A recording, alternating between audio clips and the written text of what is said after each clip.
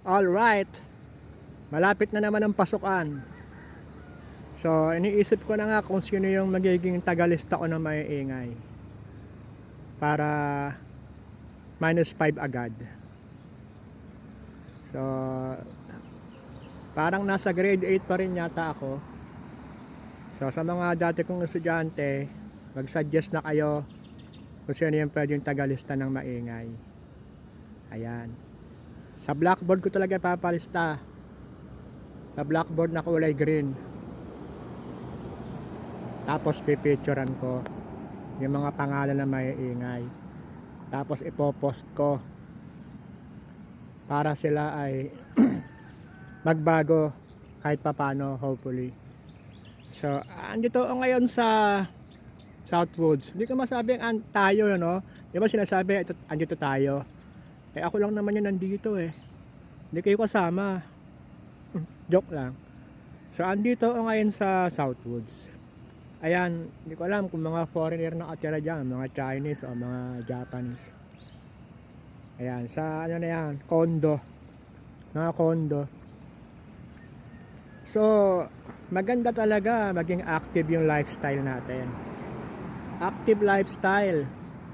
Active, ibig sabihin gumagalaw ka. Hindi ka lang nakaupo. Puro games. Puro Facebook. Diba? So, bibigyan natin ng time yung ating katawan, yung ating physical body. Exercise. Hindi ko naman sinasabing bike lang.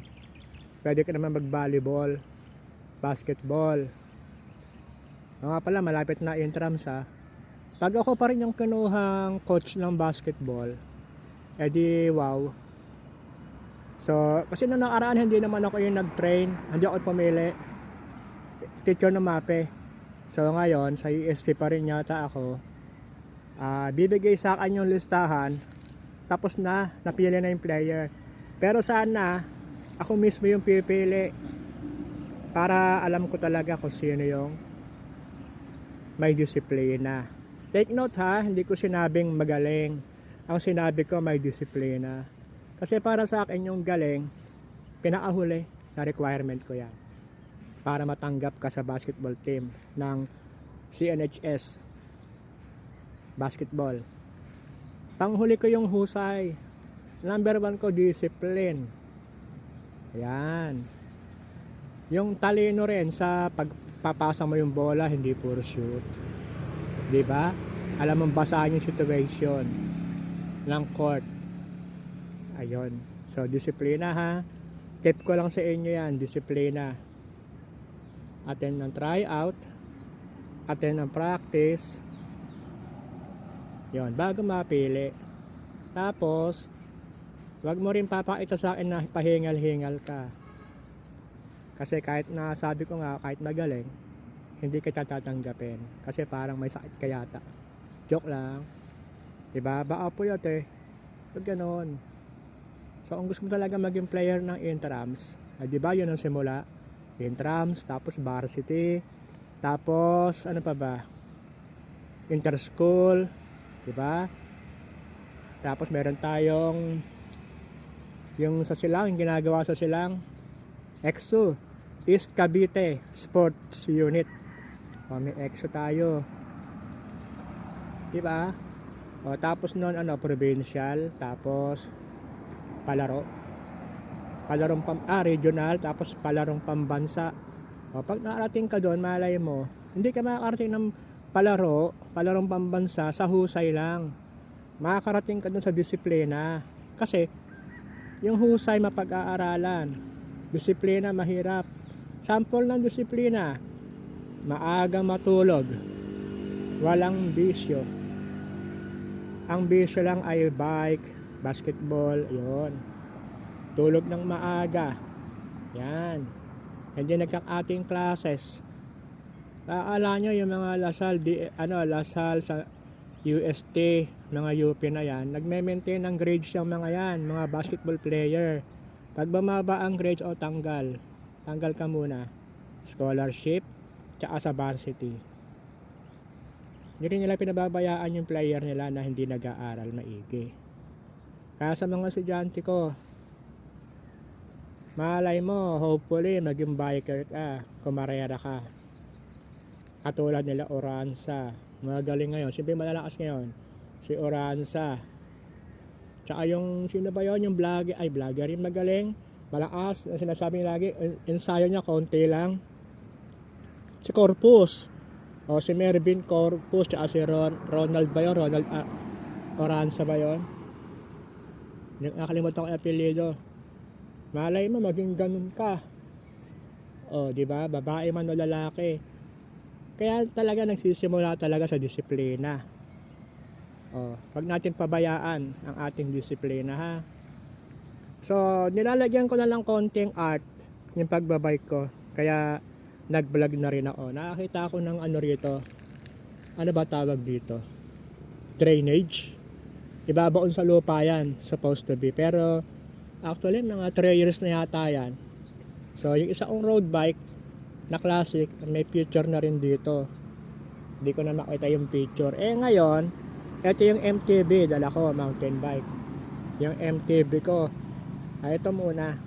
Nadaanan ko tong drainage na to. Siguro talaga may purpose. Kita nyo naman, may pinturang blue o light blue. So, napansin ko, siguro naman marami na rin nakapagpa-picture dito. Ayan. So, pwede mong isama yung jowa mo dito. Di ba? Teka. Uupo kayo dyan, oh. Ayan. Dito si boy. Kita ba? Dito si girl. Tapos doon yung paa nyo. Magkaharapan kayo. Huwag magdidikit, ha. Huwag magdidikit yung ano. Alam nyo na yon. Tapos magsumpaan kayo. Diba? Sabihin mo, sinusumpa ay joke lang. Sabihin mo, mahal na mahal. Mahal na mahal kita. Tapos, kasagot yung girl, mahal din kita. Tapos may nainggit, walang forever. Ganon, magka-comment. Ayan. So, para sa akin, no, I find this very artistic. Ayan. Diba? Napaka-artistic naman talaga. So para sa nag-rain nito, hindi ko alam kung paano, tinulak ba to o binuhat ng ano to, crane. Siguro binuhat ng crane. Nilagay dito. Dati andun to, sa malapit sa Splash Island. May picture na rin ako dito dati. So ayun. So mag-aral maigi, ha. Sabi ko nga kanina, malapit na. Malapit na ang pasukan. So sa mga naging grade 9. Ito kasi nag-summer, no? Siyempre, para makahabol. So, malapit na kayo mag-grade 9. Finally, official grade 9. Yung mga grade 8 namin dati, last year. So, tuloy-tuloy, ha? Tuloy-tuloy ang pag-aaral. Samahan mo talaga ng exercise. Samahan mo ng active lifestyle.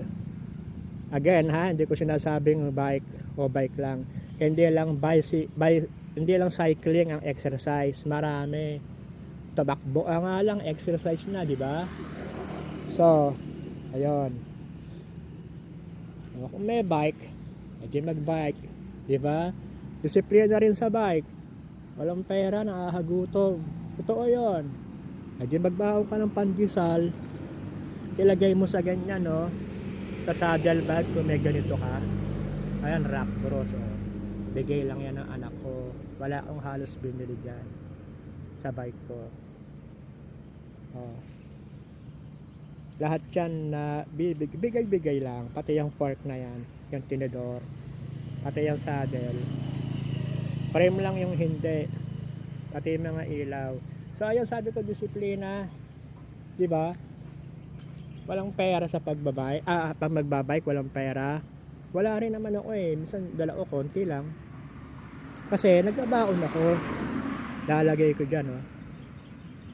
Kung social ka, magbaon ka ng chocolate, yung M&M. Ito ay mga kumakarera sa Tour de France. May baon ng M&M, chocolate.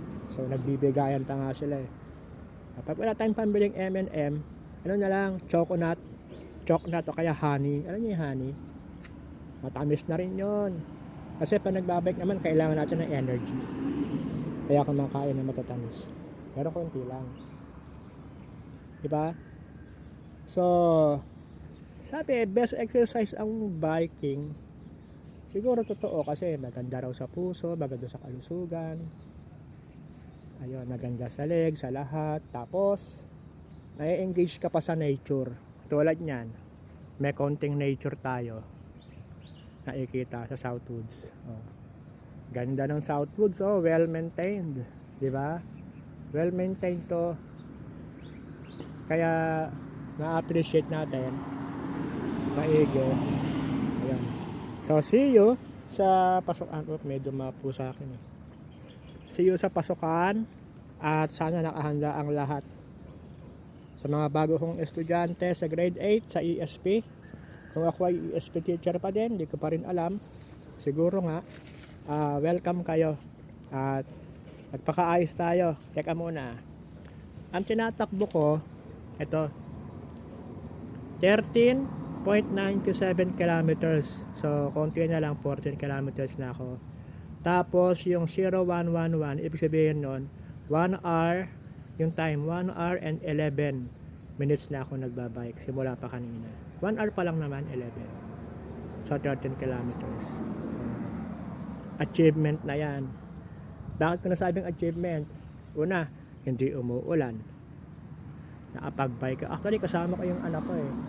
Saka yung girlfriend niya. Ang ginawa naman nila, nag-jogging. Southwoods. Tapos, siyempre, nag-aya 7-Eleven. Kumain ng konti. Uminom ng Pocari. So, ayun. Ayan, umuwi na yata sila kasi nakakotse. Jogging lang naman eh. Diba?